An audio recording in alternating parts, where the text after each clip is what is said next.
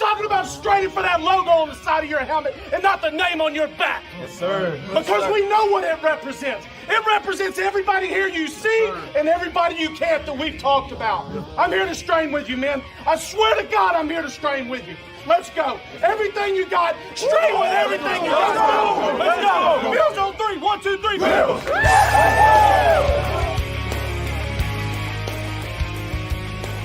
You're listening to the Off Tackle with John Fina show with your host, Joe Miller.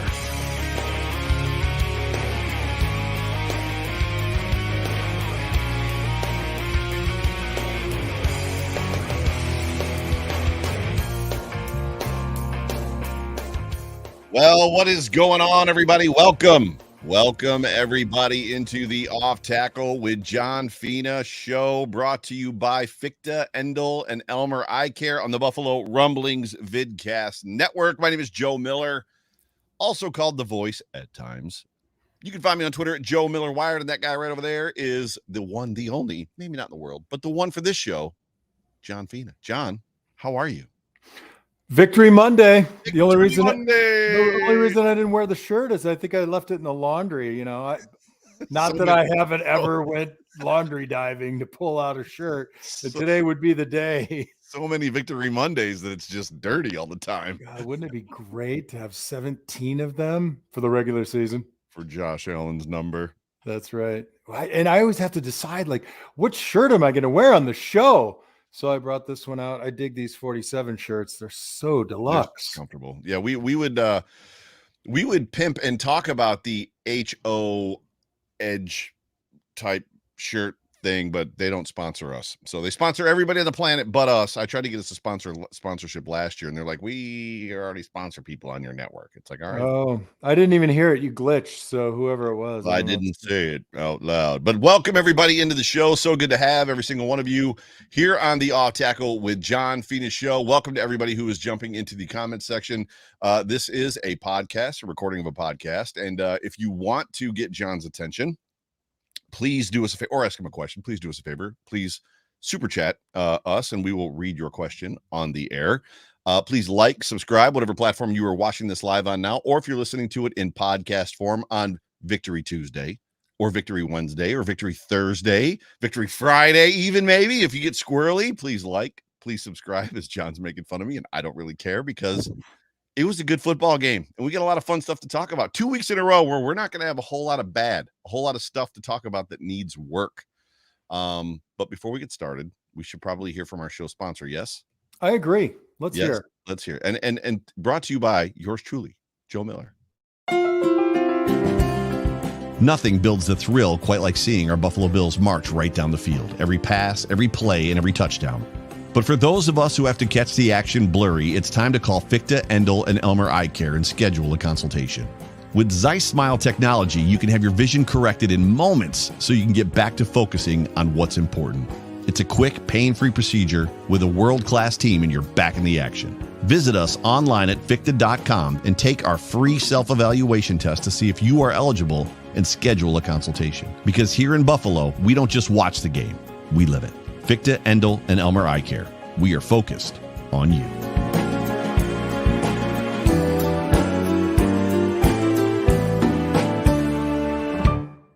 Focused on you. You are the voice. Oh my God. Like, I'm going to run to Fina, Endel, and Elmer and get my eyes done because Joe Miller is just like, it's so soothing. Butter.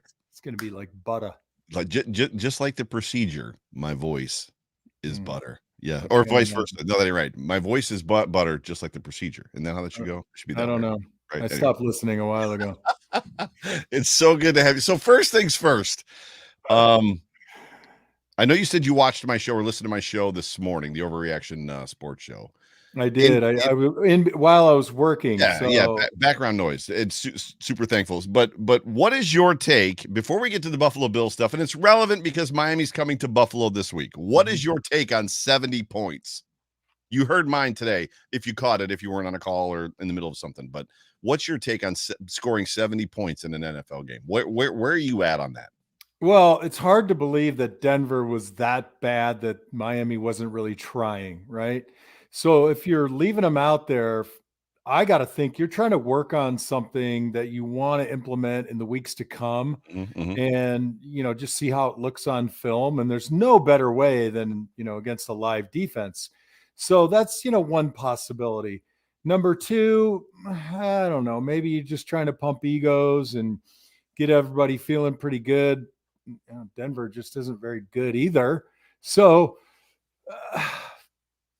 they're all grown men. What the hell? 70, 80, 90? What difference does it make? I think where I was going with that question is, for me, it's more an indictment on the Broncos than it is a celebration of the Dolphins. I don't think for 1 second that it's like, oh my God, the Dolphins are unbelievable. I think it's more of even the Dolphins players said it, that the Broncos were running for the bus a third of the way through the third quarter. Like they were they were done. Yeah. They had There was a lot of uncle being played out there. So I'll say this. I mean, they're pretty bad. It's kind of hard to try not to score, right. So it's just a function of who should come out of the game and when. Right. And if you're leaving guys in that should be out of the game, then you might want to be rethinking your coaching. Like why wouldn't you want to rest a guy who's had some pretty significant health issues in the past? I know that I believe the starters came out at some point, probably during the fourth quarter. But we're right there. I mean, the Buffalo Bills will leave Josh Allen in longer than, they took him out in yesterday's football game, which they normally do not do. And I think I tweeted Josh Allen's been benched or something like that. But there's been many times I'm going to say and when I say I collectively mean you and me and we, all of Bills Mafia, have been like, the Bills are up by 4 scores. Why is Josh Allen in the football game? What is happening right now? Right. Yeah, to me, it's all about what can you work on. Right. That's all. Right. That's the only reason to leave somebody in. And frankly, looking at yesterday's game, I kind of got through part of the first quarter before our call here, and there were things that I looked at and said, that play would have been good in the fourth quarter. Let's get that one again, because there's a lot of things that are timing issues. Everybody hates that draw. But, Deion's got to have a little bit better understanding when to stay on the guy. We had a couple of breakdowns and some other running plays. And, those are good times to work on that stuff. Well, we're not into it yet, but if we're going to get into it, what in the world in the first series was that weird handoff to Gabe Davis, and why run that play? Fire that play into the sun. Well, that's not a bad play. I mean, Mitch Morse just made a really poor block. I mean, if Mitch blocks his guy, maybe it goes not to call anybody out, but no, I mean, he's a great football player. I'm not saying cut the guy. I'm teasing you. We get enough of that around here, right? Like, fire everybody. They're going to be out there with like you and me and John Hammer and Mr. Diggs playing football. Like, super true. It's going to be a problem. And so that's an interesting question, right? So why the hell run that play? Everybody runs that play. The one to Gabe Davis?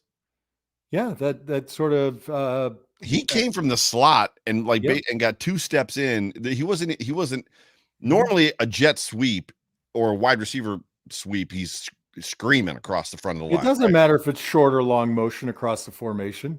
Okay. It doesn't matter, right? I mean, you might want to run it with long motion, because then you maybe create some who follows, who picks him up kind of issues. Yeah. But none of it works if you don't block the right people. That's like so you, a former starting left tackle in the NFL, are of the opinion that blocking matters. Is that what you're trying to tell me right now? Blocking matters only on Sunday. Only on Sunday. Super good. Well, let's get into this thing here, because we're already having some fun, which is great, and I love talking football. Oh my God, it's great to win, right? You get like, we're having a great time. It's always great to win. Even all the crappy stuff seems less crappy. The crappy stuff is easier to create content around, and is easier to talk about, because like it's just right there in front of you. This sucked, that sucked, he sucked, fire this guy, fire that guy. When they play well, it's like, we won. Yeah. So I guess the show's over. Thanks for coming, everyone. Exactly. See you next week. Anyway, I got stuff to do. So why don't you give me your overall arching, whatever. What are your thoughts? What were your thoughts on this football game, John? Well, I think there's the obvious things, right? But if you try to dig a little bit deeper, and I've heard some takes on this before, what a game for Tre'Davious White. Not the pick, right? But where was that the last game? Who can remember? No, he but had an interception this game. Yep. That's right. In Yeah, the end zone. and it was a beauty, by the way. And he was down in the end zone. Yes. I don't care what anybody says. That should have been a touchback. Go ahead. Well, regardless. But his coverage was terrific. I mean, there was a nice completion on his side, but his coverage was there. Sometimes perfectly placed ball and a good route. You can't beat it. You can only get so close. So I love the fact that it's a confidence booster for him. And I don't think the Washington receivers are substandard. I don't think they're elite. Terry McLaurin's elite. McLaurin's elite. Yeah. Yeah, he's elite. So that to me was terrific. I love seeing back-to-back breakout games with Bernard, which, I didn't pull a Joe Miller. I pumped the brakes. I'm always a wait and see kind of guy. It's just my nature. It looks like he's really getting his sea legs out there, which is terrific. I thought one thing I looked at was, and I looked at it through the prism of the upcoming game. There was a play where Christian Benford should have, in press coverage, gotten long and got his hands on the receiver before he bailed. And I'm just thinking to myself, next week, if we're in press and you're on the line of scrimmage, you've got to get long. You got to get the stop in the name of love hands out there. And you got to get the guy to deviate, right? We talk about this in offensive line play. You got to get a guy when he's stepping forward to step over his foot a little bit. You got to take him off his course. And then I think he did end up getting a little tug penalty, but I would take that, over a guy running free. So I think Benford played okay. Everybody on the defense looked pretty good. I was trying to focus a little bit more on the front four, and the push was awesome in this game. I mean, just the overall setting the line of scrimmage on their side of the ball. Now, that doesn't mean we stop every run. It doesn't mean we make every sack, but almost. 9. But I really like the aggressive nature of it. And I have to think that somewhere ringing in Epinesa and Rousseau's ears is the name Leonard. This guy looks pretty good. And he had that unbelievable dip and corner rush for the sack. And he's a tall and lanky dude too. God. Yeah. So again, the play of Leonard Floyd through the lens of Rousseau and Epinesa is like, I need to take more chances. I need to develop my technique better, because you don't see Floyd use that rush every play. And I'll tell you, I'd like to see it a lot more, because he was about 6 inches off the ground and made about a 45-degree turn right under the tackle's hands. And watching it live, I was, for some reason, focused on it. I was like, that's a thing of beauty. Yeah. Put that in the museum right down the street from RFK or whatever the hell the stadium's called now. Put it in the Louvre. Well, I was thinking of the Smithsonian, since the Louvre is across the Atlantic Ocean. It's a Bills Mafia joke. Oh, okay. By the way, Pamela, I got your joke 9 times. 9. Okay. Anyway, so come on, you know what that is. 9 times. 9 times. No, I don't. Ferris Bueller's Day Off. Oh, yeah. Okay. I think that's the first pop culture reference that you and I have not been on the same page on. But anyway. I'll do better. I promise to do better. Somebody get me Jerry Ostrowski in here. Milano did great. Bernard did great. I thought the safeties looked pretty good. The hard part to swallow and digest as a fan, and even I get a little wrapped up in it every now and again, when a run that should go for 4 yards goes for 7, or a run that is 10 yards goes for 18, and you just you want every run to go for 0. And I get that. I'm in that same camp. But I also understand that on the continuum of a game, there's ebb and flow, and they're going to get theirs. You just got to get more than they get, so you get the game. Right? Yeah, for sure. So that's my takes on defense. Sorry, it was long-winded. No, you're good. Offensively, I struggle a little bit with the situational play calling. I don't dislike the plays. I just wonder why on 1st and 2nd and 10, when we're having good success, Josh is having great patience, the protection is sound, why we're not throwing for 5 yards or 7. I don't get it. Why is it fourth and inches and we're dropping shotgun and dropping back to pass, right? Yeah, I'm all right with that one. Really? Because McDermott after the play was like shaking his head no. And then I think it was Rivera, Jack Del Rio was like, what was that? Like, yeah, I mean, at the time, it's like a coin flip, though. You know, if he completes it and you get the first down, you're like, oh wow, we did the unexpected. Look at us. But look, I was watching a couple of games last night. And it was 4th and 1, and it ended up being -2 yards on a running play. So hindsight is really good. I love it. I use it as often as possible, but that one I didn't mind as much. But what I'm trying to get my head around some of Dorsey's calls in these situations that look like they should be passed and we're running it or passing when we should be running it. And I don't know. I do like that there are a couple of new plays this year in the run game that they need to continue to rep and get better at and really work on the timing. Bruno Fina, you kind of look like Ed Rooney a little bit. I don't know if he's talking to me or what. I definitely don't look like that guy, but you look more like Rooney than I do. No, you look just like the guy. But I'm just talking about the fact that your son is in the room, your daughter is in the room, my sister, my mom. This is a family. We should just make this a family conference call and get it over with. Hey, isn't Bill's Mafia family? Doesn't that mean everybody? Yes, it is. It is absolutely 100% me familia. Yeah. Thanks, Bruno. So yeah, it's good to see your family in here. Nice. Well, with your bad knee, Joe, you shouldn't throw anyone. Wait, what? Ferris Bueller's Day Off. Ed Rooney. That's right. Turnabout is fair play. Yes, it was. That was perfect. Very well played.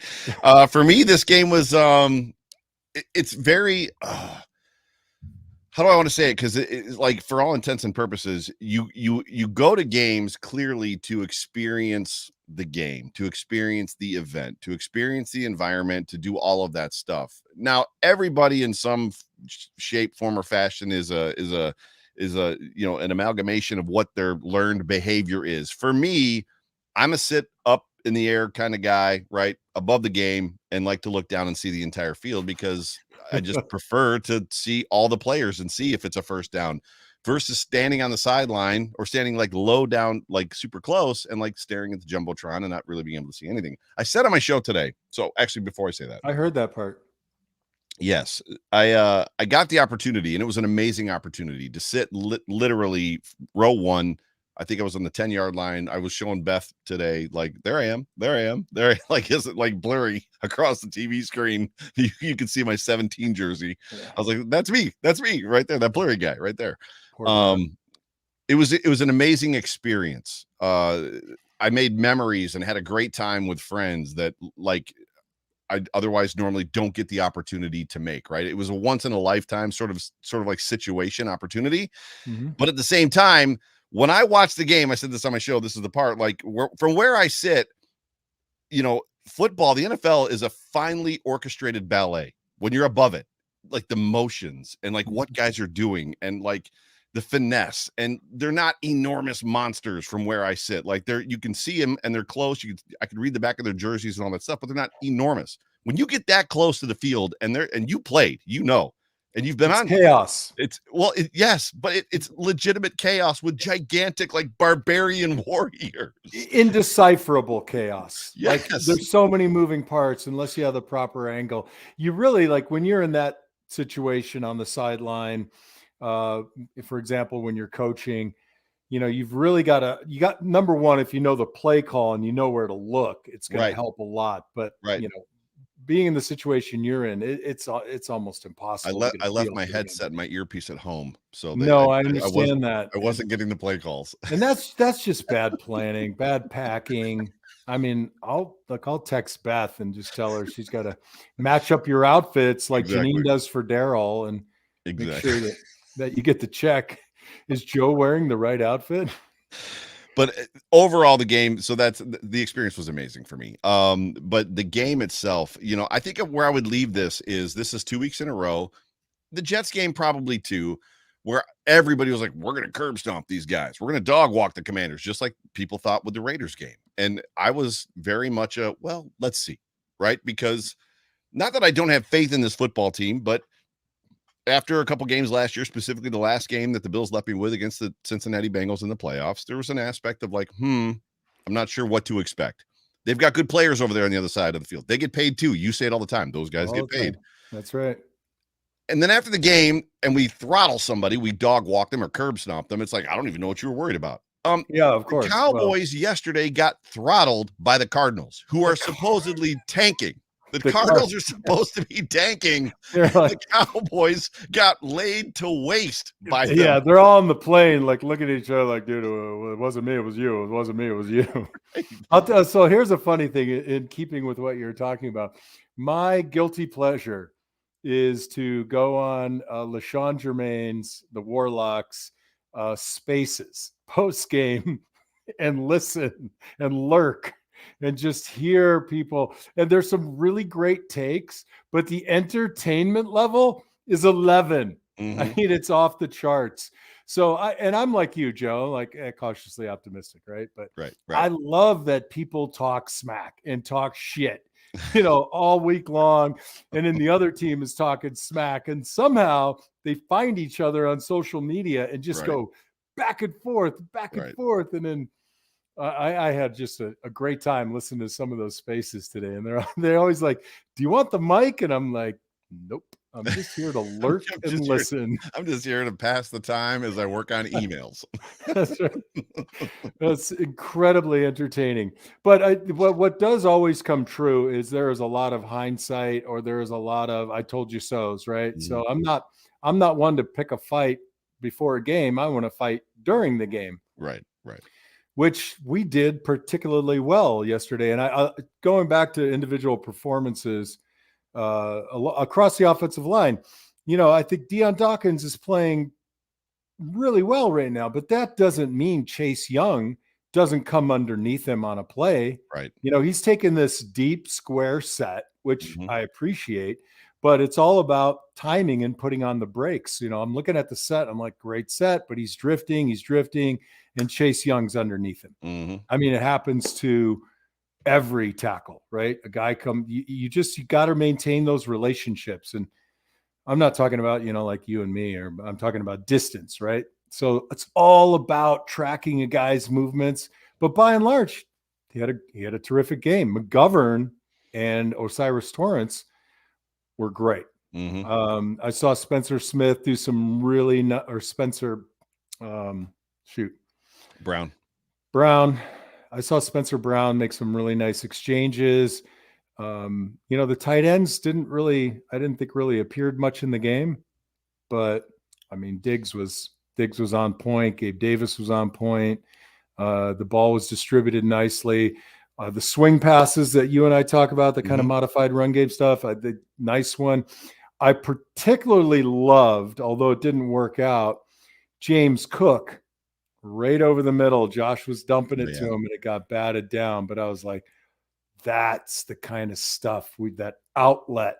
When Josh is going deep, when we're stretching the field, sneak that guy out, dump it over the top. We used to do it to Thurman all the time. Yep. When you're talking about the good, and you've kind of leaned into the next topic, talk about the run game, just some of the scheme stuff you saw, the good that you saw. You kind of like tiptoed into the offensive line a little bit already, but just kind of work through a little bit just what you saw scheme-wise from this team in this football game.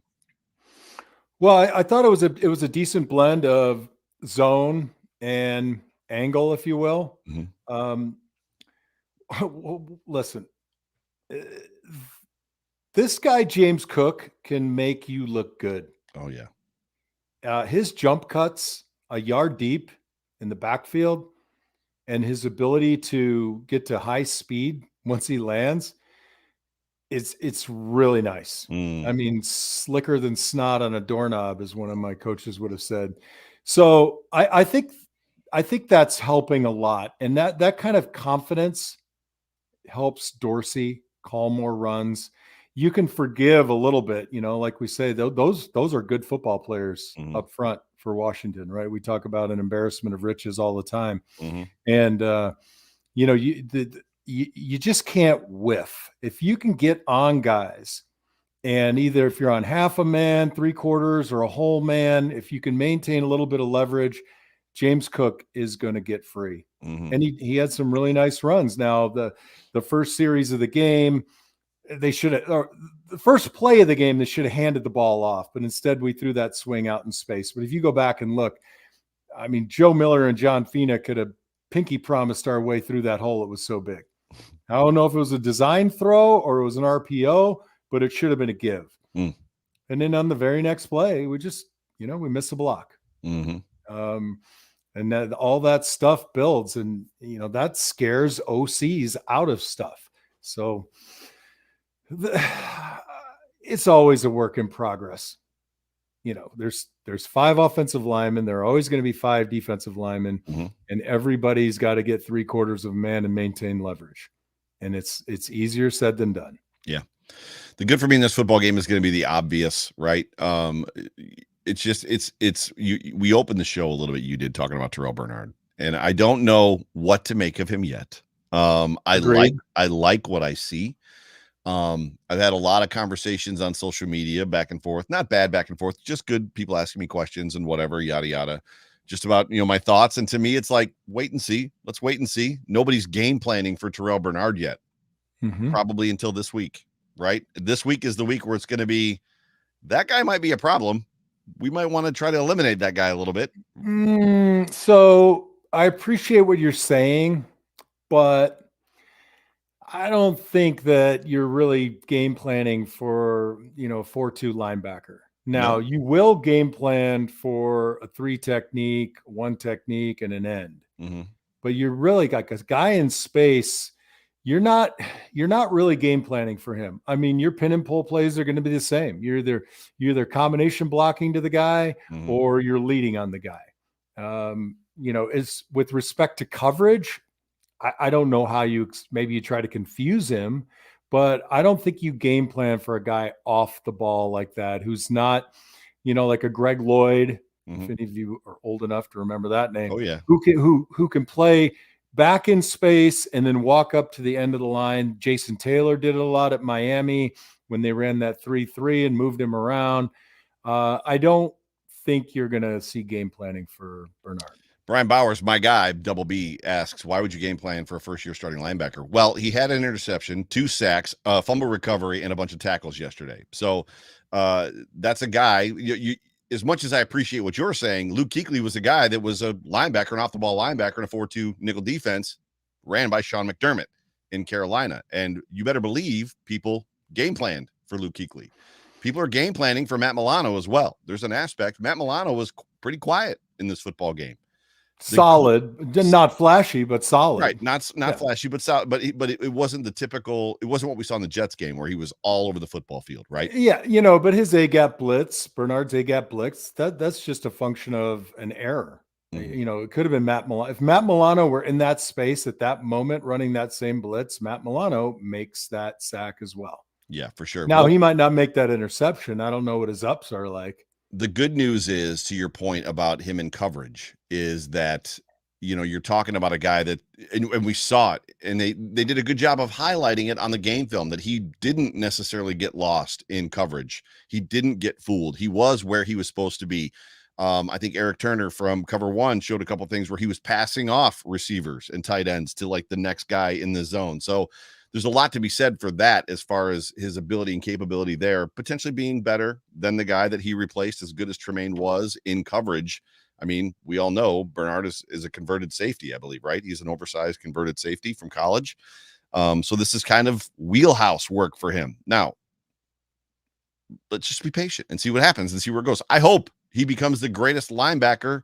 I mean, I'm old enough to remember when Cornelius Bennett showed up and like the world was set on fire. It's like, oh my gosh, you're talking about a guy that would start on the right side of the offensive line, or the defensive line rather, and like get around free, the run would go the opposite direction and he would chase the running back down from behind. Oh, I watched him in Alabama. Crazy. All of our games at Arizona were at night, and I'm watching, and I'm like, oh boy, I hope I never have to see that guy. like who does that? Yeah, it was pretty crazy. You mentioned something in your podcast, like what happens when he gets big boyed. Jerry said that. Yeah. I don't know.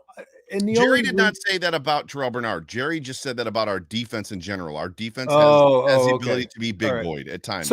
So what addressing that specifically to a guy like Bernard is, being a little bit undersized. To me, all you need to do, well, not all you need to do, but if I'm an offensive lineman and I'm playing against Ted Johnson, who's going to come up, I mean, I am getting stout and sitting down. But a guy like Bernard, I'm looking more for avoiding a guy that's going to avoid contact and be a little bit more shifty. But honestly, I'm watching him on first and 10 and more obvious running downs. Mm-hmm. And he's coming up in there and he's coming up and he's getting long and he's taking on offensive linemen. And it's not, as you know, and we've seen it, it's not so much that you destroy a guy and make a tackle right there. But if you have a gap and an offensive lineman is coming at me and I need to be in the C gap, then I need to get there. What happens is when your responsibility is the C gap and then you take the inside shoulder because you're either out of position or you're lazy or path of least resistance or what have you, that's when you get gashed. And it's really big for the safeties, right? They're coming down and run support and they got to be in the proper gap. And if your linebacker doesn't take his gap and make that guy bend a little bit, that's hard sledding making those tackles. Yeah. Buffalo Freddy says, it appears to me that Bernard is vastly ahead of what we expected in preparation and in understanding of the defense. And I think this speaks to kind of where all of us were at. So I'm the only, as far as I know, content creator that has called back my own video clips of me saying there isn't a quality starting middle linebacker on this football team, like on this roster, which is why we assume they went and got Christian Kirksey, who is since retired this week. But I think that you would have expected that if Terrell Bernard was that good, was that ready, and I know what you're going to say, well, maybe he wasn't ready. There's got to be a measure of, oh, this kid's got something last year. He was inactive a lot last year. You would think that his talent would put him on the field, right? Joe, I don't have an answer for you. Yeah. I mean, I got to think that last year they must have been looking at the cap and must have been trying to decide what to do with Edmonds and should have been thinking, let's get this guy on the field a little bit more. I could see that and get him some exposure. But they didn't. Right. Yeah. And it takes I've coached a little bit of high school, and the difference between a guy in his first game and his third game or fourth game, there's an obvious difference. And it's the speed of the game. It's the recognition. And if you believe the guy has the skills beforehand, then it's just, getting them ready to go mentally. Yeah. And then they find their place.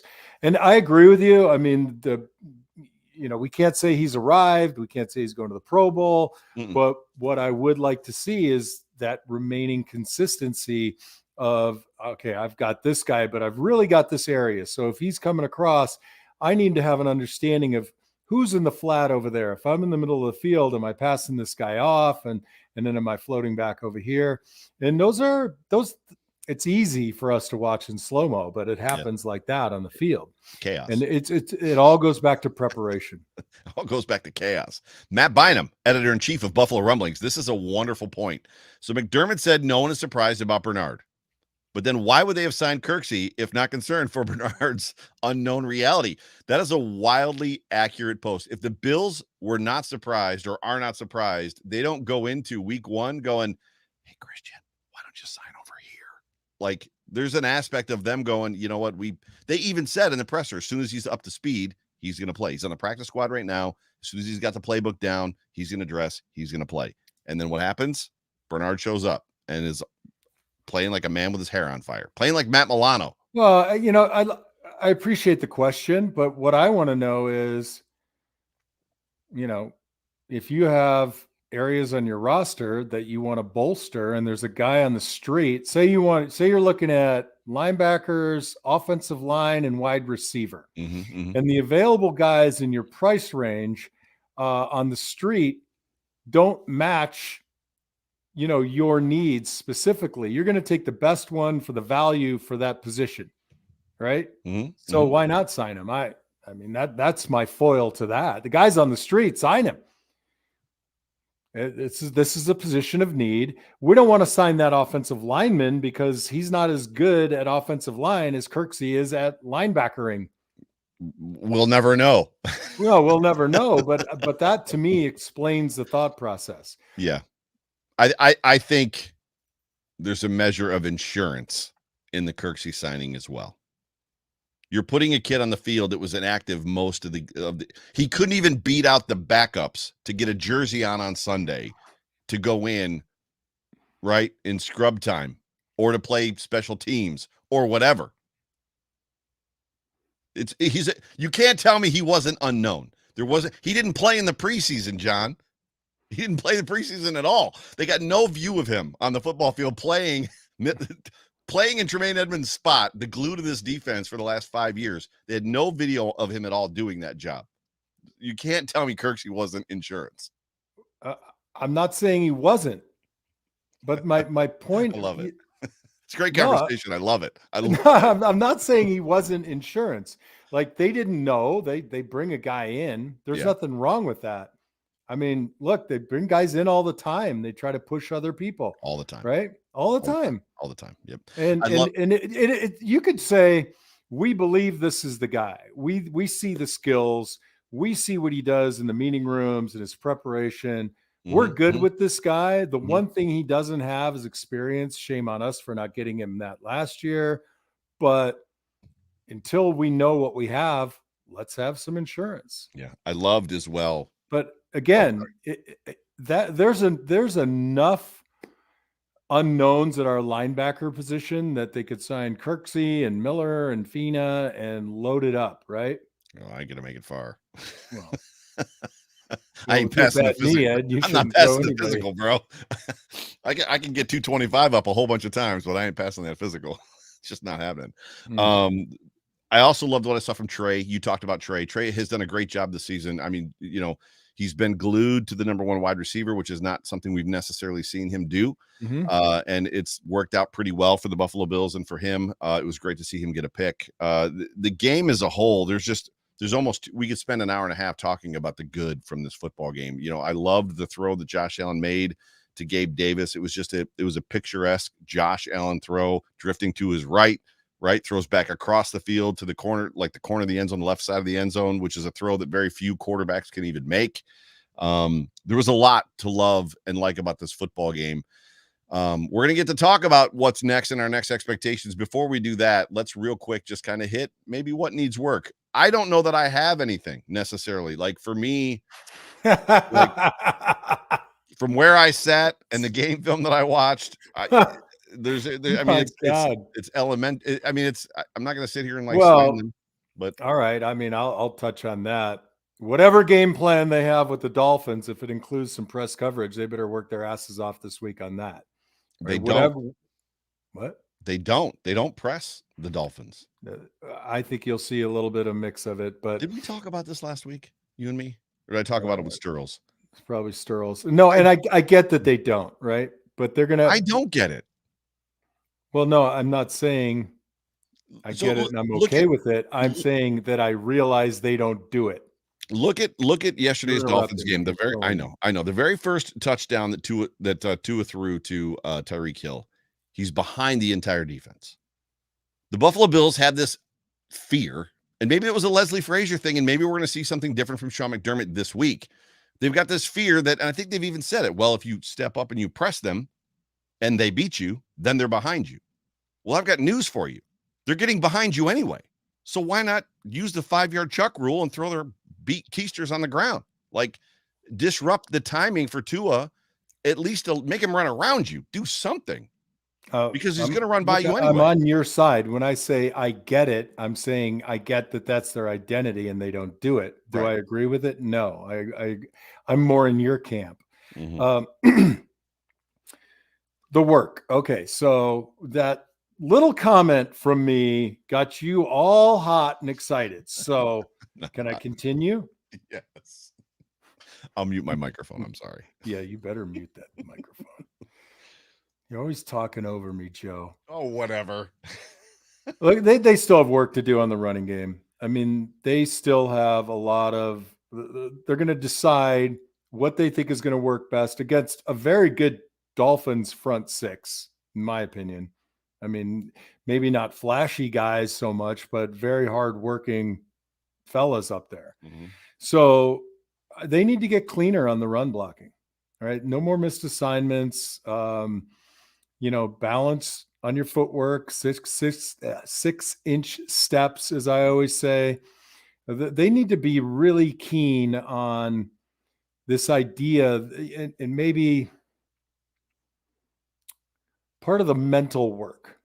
They need to start faster. I'm just, there's something about, if I look at the execution of a play in the first couple of drives of the game, the first couple of plays of both first drives, it doesn't look like there's a sense of urgency. Like there needs to be, on the very first series, we're going to have a minimum of 5 plays before we go out, or we are going to establish ourselves up front and run the plays that establish your identity. That's why I don't love those 2 play calls. Like, if you're going to have run action, just run the damn ball on 1st and 10 of the game. Just run it, right? Give your offensive line a chance to get nasty, to get dirty, to go after them. And I just don't like this kind of, for lack of a better expression, kind of pussyfooting around, dancing. I want to go at them. But that's an offensive lineman's attitude. And then when you do that, if you go straight at them, and I don't care if you go 1st and 10 for 1 yard, 2nd and 9 for 3, and just mash them. And on 3rd and 10, you'd be surprised how often play action will actually work, right? At 3rd and 7, even though your running game isn't going anywhere, because it's like a mental thing. Hey, we will run it and you will respect it. Oop, now it's a pass. Right. Do you find some of that concern and that work that needs to be done in the offensive coordinator's hands? Yeah, I think some of that has to come down from the HC too. I think McDermott kind of has to, they have performance reviews, I hope, just like, all of us do. Well, McDermott was never shy about calling out Brian Dable, but he has never said a negative comment about Dorsey. Well, I think maybe he's decided not to call people out, but he's certainly got to go back and evaluate. Like, you got to pick the first 6 drives of the game in a win and say, what was your thinking? What's the game plan? Are you sticking to the game plan? Yeah. Right. Yeah. Are you scripting plays? Okay. If you're going to script the first 10 plays, tell me why. Tell me what about the defense has you scripting these plays? We got a decent offensive line. Why aren't you running the ball right at him? We got a rookie guard who's feeling confident, who wants to just plow people. We got a right tackle who's all attitude. Why aren't we trying to envelop these guys a little bit and push the line of scrimmage? This offense, I've said it for years, functions better. And it's, the proof is in the pudding, as they say. This is an offense that can turn it on when they want to. Inside of 2 minutes, they turn it on. If it's inside 1 minute, they turn it on. They, from an up-tempo standpoint, and I don't mean no huddle. I'm not talking about the K gun. I understand. No, I understand. When they get into a kind of a muddle huddle, up-tempo, we're just going to go in rhythm, they have a tendency to do whatever they want to do straight down the field. It's when they do this whole, I don't even know what to call it. It's more of, to your point, it's just, there's no urgency. It's very herky-jerky. It's very, I sent you a text today of a tweet that somebody had posted about like what the yardage stuff was. I can probably pull it up and tell you who it was. Hang on. Yeah, I know. I saw it. It was not great. Right? No, it was not great. And I understand what you're saying about this idea of a 2-minute sort of mentality. Yeah. So before the game, everybody's got to climb up and put like a piece of tape over where the 1 is, so the game starts, it's 5 minutes in every quarter. Right. Jay Skursky from, I believe he's from Channel 2. A big piece of tape.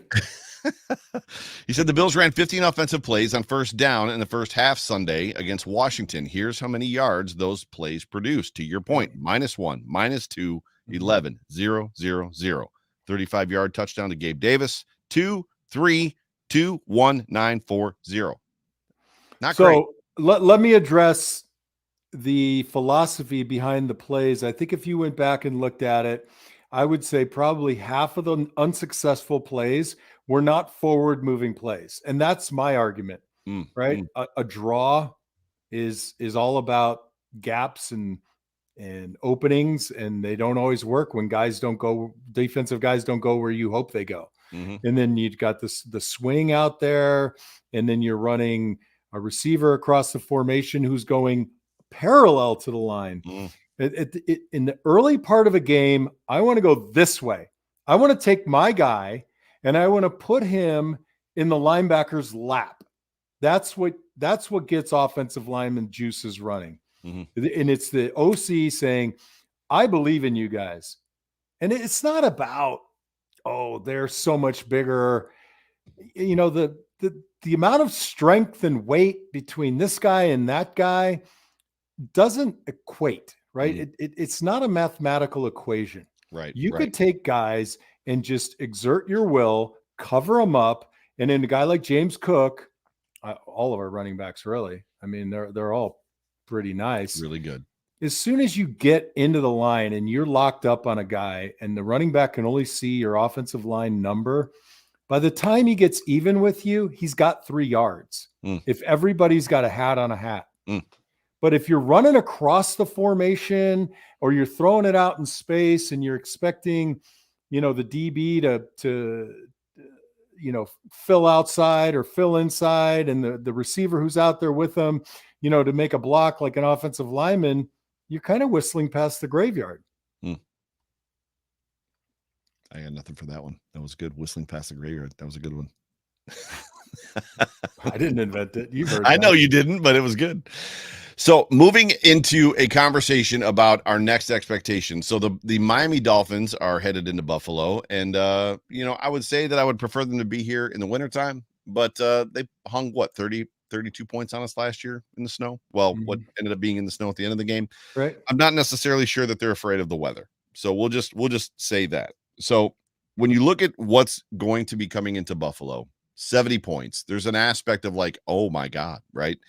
At the same time, it's not realistic that a football team is going to score 70 points often. This is the first time it's happened in how long? It's been decades and decades and decades, right? Since the last time that it's actually happened.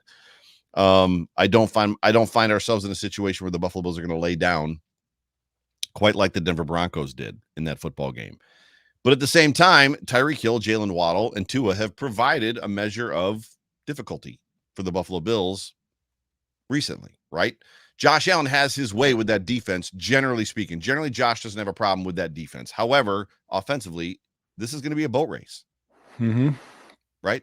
So the question is how do you stop them? How do you slow them down? How do you what are you taking away? Or are you just manning up on them like the Bills typically do?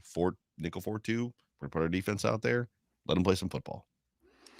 Well, the best thing you can do for the defense is get ahead by a touchdown, right? I mean, that's the best thing you can do is force them to play from behind.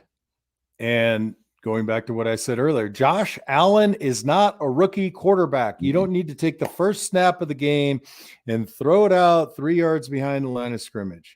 Yeah, we need to establish an attitude. And I always revert back to offense because of, my history, but I think you need to exert your will early on in the game and show a commitment to running the ball forward, right?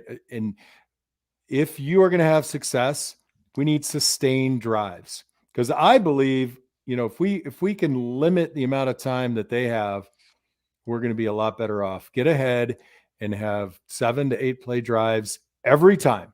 Yeah. Now, if you're asking specifically about defense, I think this is a huge week for the safeties, right? The corners are going to be absolutely running with their hair on fire.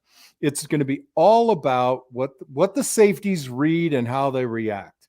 Now, I don't break down Miami's film, and I don't know their passing scheme, but I can tell you that the idea is to make a safety float one way and throw it the other way, right? You want to get them choosing and you hit the other guy. Right. So the reaction time of Poyer and Hyde and how well they're going to support the completions, which are going to happen, is really, I think, going to make or break the game.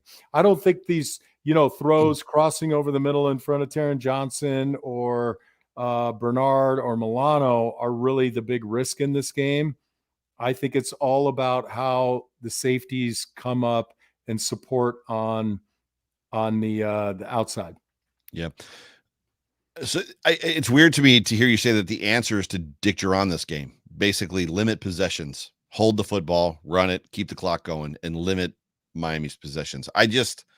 Maybe that is the answer. I just don't like that kind of football. No, I don't. I think you're misreading me. What I'm saying is play a version of football that's bigger, that's more aggressive in the run game. All right. So if you can press the front six, right? Mm-hmm. The running game going this way is going to exhaust the big guys a lot faster. Gotcha. If you can establish the run, a forward moving run game instead of, sweeps and reverses and jet sweeps and all that garbage. Right. And even, it's nice to throw the ball out there. It's like a modified run. But what you don't get out of that is you don't get the opportunity to exhaust the defensive tackles and defensive ends. Yeah. Yeah. And that in the end, it's a game of attrition, but it's also a game of gas. Like, how much gas do you have in the fourth quarter? And I promise you that if you can have a 100-yard rusher and you got a guy that's clipping off just 5 yards per carry and it's between the tackles, those defensive linemen at the end of the game, they can hardly lift their arms. Now, I'm still okay with play action and throwing it 42 yards down the field for a touchdown, but I don't like this, bringing in the slot guys and running all these cutesy run. Just run the ball. Just run it forward. 12, 13 personnel, just run. I like it. I don't not like it. I mean, it's the Dolphins don't. I mean, I'm not petrified, right? The Jets almost made me more nervous week one than the Dolphins are making me right now, and traditionally have made me, only because Josh Allen plays usually pretty well against the Dolphins. Like, he doesn't necessarily have a problem. Like, the Jets give Josh Allen a hard time. He has a difficult time playing that football team. Yeah. So it'll be interesting to see. I think this is bet the over. Right, the Bills right now, I think, are 2.5 point favorites. I don't know what the under over is, but if it's thought it was like 60. I would say if it's less than 60, bet the over. It's going to be. I think it's going to be beautiful in Buffalo. At the risk of interrupting you again, I will say Tua does get the ball out fast, and so defensively, you have got to really shrink your pass rush. I don't think there's a huge worry about him scrambling. He's a fair runner. I don't think that's really part of their weaponry like Josh Allen runs the ball. But you want to get into those throwing lanes and get your hands up. But so much of what they do is predicated on the trust and the timing of the pattern. You've got to disrupt the routes. No, I agree with that. But I'm also saying you don't want to be rushing from a 9 technique. Oh, from wide, super wide, right. Yeah, right. You want to be tighter to the tackles. And every now and again, depending on what they're doing, because they're going to hurt us. For sure. This is the game, right? Depending on where the ball's coming out and what their philosophy starts looking like after a quarter, you might have a guy, and I don't love it, but every now and again, you might have a guy just take 2 steps in, pound the tackle, and go up like he's going up for a rebound. I mean, yeah, hands up. Tua's not tall. They need to obviously hit him a little bit. We're going to say.